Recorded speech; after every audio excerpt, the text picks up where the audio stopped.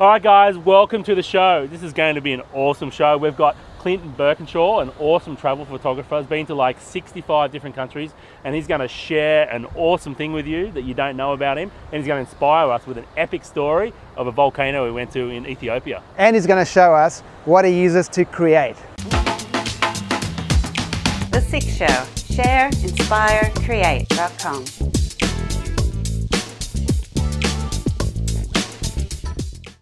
Share. Clint, share a funny story with us. Interesting fact about me. Yeah. Me and my wife have had this rule the entire time we've been traveling.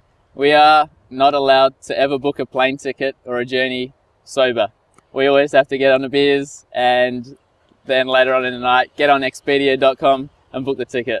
It's just a flat out rule we have everywhere we go. So you actually don't know where you're going. So the next morning you wake up, you actually don't know what you've done. Check your email and figure out where you're going next. Exactly. One of the most recent things we didn't actually remember that we booked the flight until we checked our email in the morning. We're like, that's right, we booked tickets last night. Oh, mate, that is insane, brother. I think I'm going to try that. Yeah, I'm going to try that. It makes for an interesting adventure, it does. For sure. Inspire. All right, Clint, man, give us something that's going to inspire us. All right, yeah, something to inspire. Okay, recently, me and my wife took a trip, part of the 15-month journey we had going west around the world.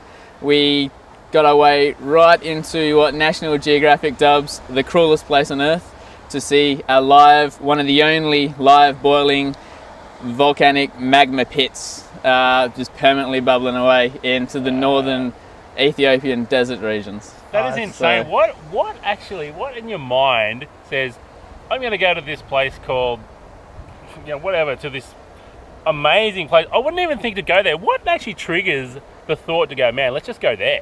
Oh, well, we were playing around on the internet one day, trying to suss out where we can go when we were in Rwanda. Well, eventually we could head, and we stumbled across an image, and we both thought, we got to go. We've got to see this place. So were you looking for a place that's more dangerous than Rwanda to go to? Yeah. Okay, right. Yeah, Rwanda was all... No, you know what, I love the fact you just did a Google search, more dangerous than Rwanda, and this place came up. Yeah, right. Okay. Yeah. And I'm going to take my wife. I know. It was our honeymoon after all, so... Good. Mate, Awesome. That's insane. No, good. You're serious. So lead us up to what happened just before you actually hiked up this volcano. I know, give us the... a quick foreground. We found this guy in western Ethiopia, and we heard these whispers that a few people around the country could get us to this insane environment. So we had a chat with him. He contacted his people in the north, and before we knew it, we were hitchhiking for 2 days across the country up to the north to meet up with a couple of people, load up a bunch of four-wheel drives full of water and food, and then we were off. 3 days through the desert of the most craziest tracks that you could imagine, past the desolate, through these volcanic landscapes, which I can't even describe. We're talking about nothing for 360 degrees horizon, just pelting through it at 100 k's an hour for hours on end in some nights, past these remote, just thrown out communities who have just, they want to get away from society. You like throwing rocks at the four-wheel drive. Man, that is wild. No. Very, very welcoming communities. Yeah. Keep going. And we landed at the only stream, that type thing, going through the desert. And we picked up a group of 10 militia that we hired for a small fee. Militia? Are you talking like an army? Yeah. This place called Erta Ale. It's smack bang on the border of Eritrea. And in the past, there's been kidnappings and killings from the rebels coming over. So you knew about this before you left? Yeah, we knew about it. I'd be like, hell no. No. I mean, that's just crazy. Why would you put yourself in danger like that? I mean, what is attracting you to go to this place? Oh, it's kind of it's a source of adventure and stuff. But there's something, I don't know. I've always been drawn to what I shouldn't be doing. Okay, right. Like talking to us? Yeah. Yeah, I can get in trouble with you blokes. And yeah, so before we knew it, we picked up these two groups of four-wheel drives, 10 militia with their AKs, and off we went to more crazy full driving over the most crazy, insane magma, alien-like landscape. And we finally got there at the bottom of this of the volcano. Prepared all our stuff. Had a quick food. Nearly midnight, and off we did. 3.5 hours up the side of the volcano, which was crazy because we could see nothing except for the little circle of headlight shining on the ground, just walking step after step, trying to avoid all the little holes in the ground from the dry magma that spilled out 2 years ago when the volcano erupted. Finally get to the top, climb down this cliff, and there it is, 100 meters away. We've seen this spitting lava just flicking up everywhere and stuff like that, and we're all like, oh yeah, we're here. So middle of the night, you trekked up this hill with 10 armed militia. There's 7 of us backpackers. Me and my wife were up there the whole way.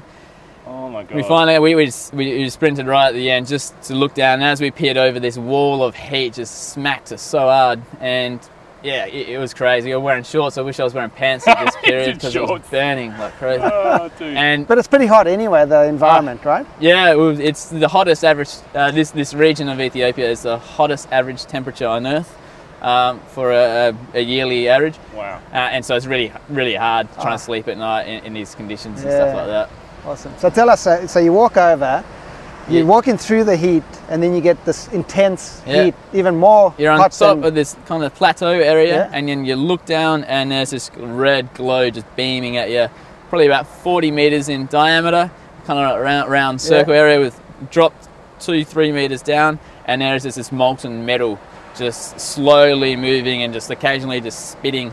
And the thing is, we're standing right on the edge looking down, and you cannot turn your back on this thing because there's this boiling hot metal just flicking around you sometimes. It's incredible. It's crazy. So describe the image that's inspiring us right now, the image that we're looking at. Yeah, this image of a long exposure of me standing in front of the volcano staring down. We set it up on a tripod. It was a long exposure. My wife prepared it, and took the shutter with me, and because it's like a 10 or 15 second exposure, I'm having to stand there with this heat just absolutely scorching me. And what you can't tell about this photo is I'm actually shouting out, "Is it done yet? Is it done yet?"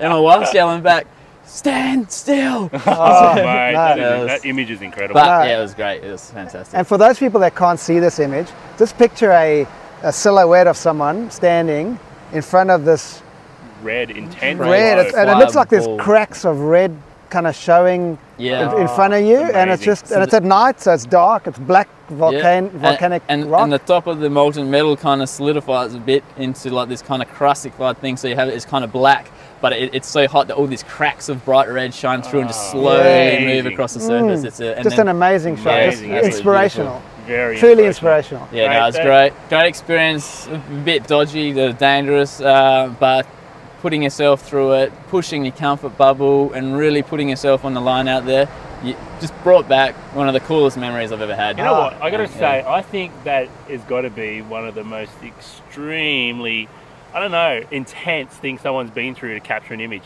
You think about it. Yeah. You think about it. What was it like? 2 days hiking, 3 days in a 4-wheel drive. Not 2 days hiking, hitchhiking. Oh, hitchhiking. Yeah, 2 days hitchhiking. 3 days in like one of the most dangerous countries in the world. Yeah, 3 days in a 4-wheel drive, like in this extreme heat, and armed like these dudes, 10 dudes with like AKs and guns, and then you get up there and you're like at this massive thing, one slip and you're dead.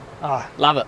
Mate, that is insane. That's just, oh mate, that is incredible. I can't even picture it. No, like, being there, like seeing that image is just, it brings chills because it's just like, are you serious? Well, if you ever find yourself in the deserts of Ethiopia, I definitely highly recommend it. Yeah, really? And would you do it again, bro? That's the question. Yeah, if I hadn't done it, I would definitely do it, but I don't know if I'll do it again. Okay. Yeah, it's brilliant. Too dangerous, man. Yeah, very dangerous. And guys at home, don't try this at home. Yeah, that's it.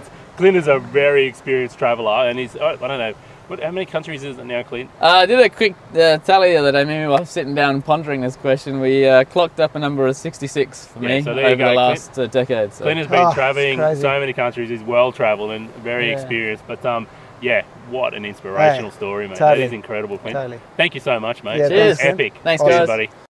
Create. All right, Clint, man, show us what you use to create your awesome work. what I do to create all my pictures on the road and my travels is this little camera. That thing is bloody huge. I know, man, look at that. That is epic small. A Sony mirrorless system.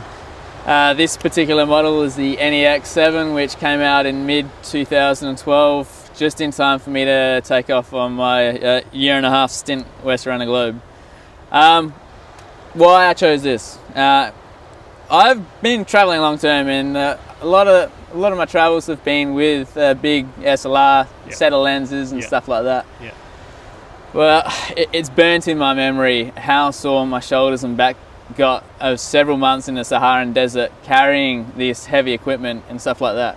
And in early 2012, I had all my photography equipment stolen, unfortunately. But I took it as a positive thing. I get to start from scratch, go down any alley I want and build up my stuff again.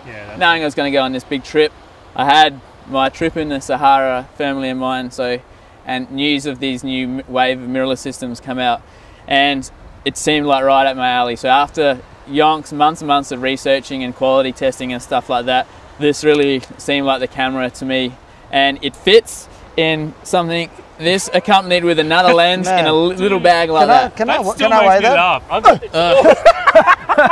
Jesus, I've got this massive f-stop bag, and the thing rocks about 25 kilos full, dude. And I'm looking at this, man. I'm just going, are you serious?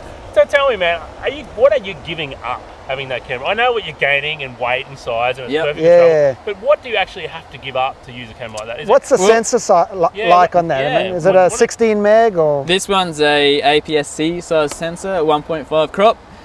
Like the Nikon crops at 1.5. This is absolutely beautiful. I mean, this is this particular one's been superseded now with the A6000, the Sony A7, A7R, in the Sony lineup.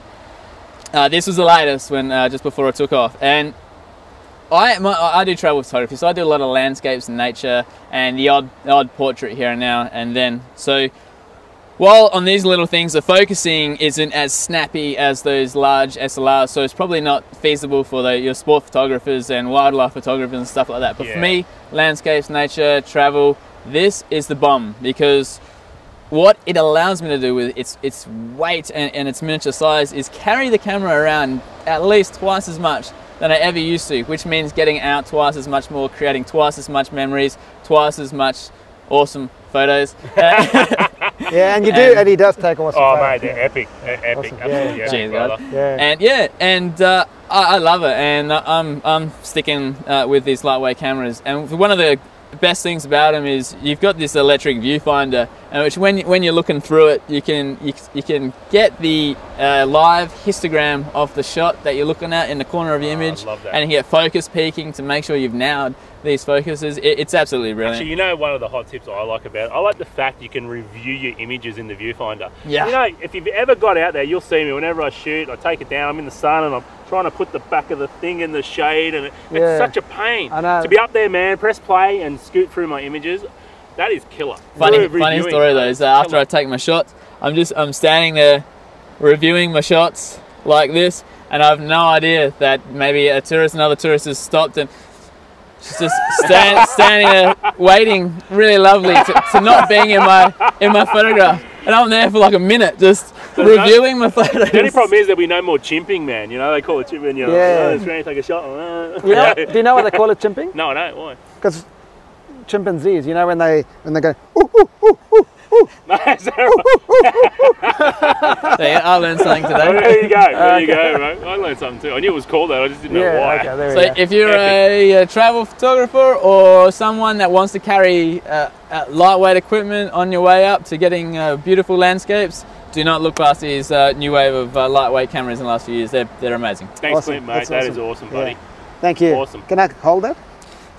Oh! That is awesome. Wow. So it's got a little pop-up flash too, does it? Yeah. What's that? Yeah. Oh, you got to turn it on. Oh, yeah. Okay. Nice. Cool. Yeah. All right, man. Awesome, Chris. Thanks, brother. Thank you. I'll give you back this bag, man. Yeah. Awesome. Great Cheers. tip. Awesome. Cheers, guys.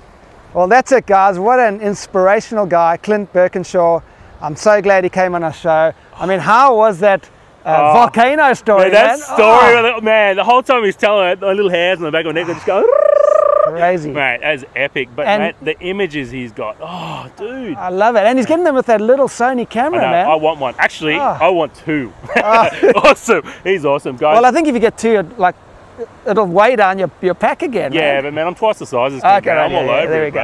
I'm all over it. It's all good. Anyway, man, you guys have got to check out Clint's website, and the URL will be here. You don't want to miss a thing. This guy is full of stories and great photography tips. Yeah, and he's also a genuinely nice guy, you know, epic guy. Totally. So in the show notes below at shareinspirecreate.com, you'll get a link to Clint's website. Go there, sign up to his newsletter. He's got all sorts of great adventure stories that he's going to share with you guys. Yeah, that's it. And guys, give us your feedback. We always love your feedback. It's much appreciated. Send it our way, and yeah, thanks for watching, guys. It's been another epic show, Brent. Awesome. Awesome. Thanks, guys. Have a great day. Cheers. To find out more, go to shareinspirecreate.com.